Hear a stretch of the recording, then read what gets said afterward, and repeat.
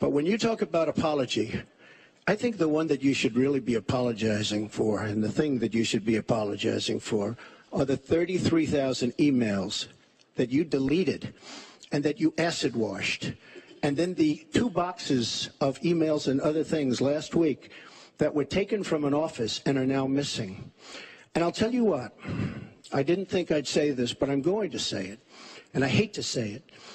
But if I win, I am going to instruct my Attorney General to get a special prosecutor to look into your situation, because there has never been so many lies, so much deception.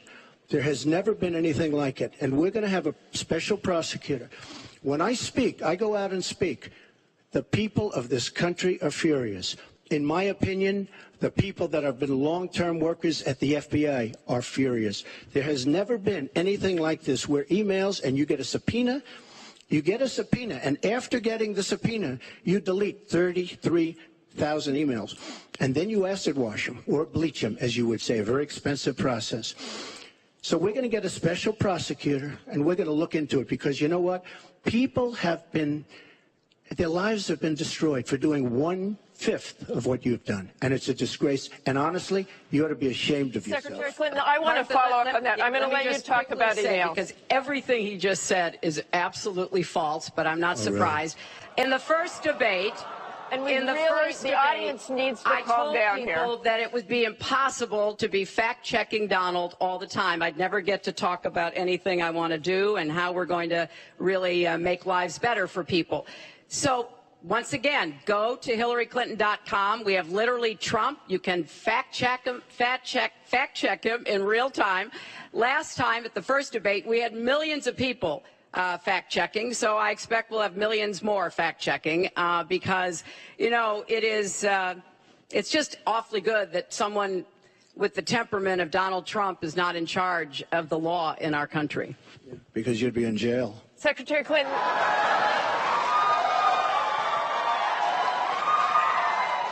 We want to remind the audience to please not talk out loud. Please do not applaud. You're just wasting time. And Secretary Clinton, I do want to follow up on emails. You've said your handling of your emails was a mistake. You disagreed with FBI Director James Comey, calling your handling of classified information, quote, extremely careless. The FBI said that there were 110 classified emails that were exchanged, 8 of which were top secret, and that it was possible hostile actors did gain access to those emails. You don't call that extremely careless? Well, Martha, first let me say, and I've said it before, but I'll repeat it because I want everyone to hear it, that was a mistake, and I take responsibility for using a personal email account. Obviously, if I were to do it over again, I would not. I'm not making any excuses. It was a mistake, and I am very sorry about that. But I think it's also important to point out where there are some misleading accusations from critics and others. After a year-long investigation, there is no evidence that anyone hacked the server I was using, and there is no evidence that anyone can point to at all, anyone who says otherwise has no basis, that any classified material ended up in the wrong hands. I take classified materials very seriously, and always have. When I was on the Senate Armed Services Committee, I was privy to a lot of classified material. Obviously, as Secretary of State, I had some of the most important secrets that we possess, such as going after bin Laden.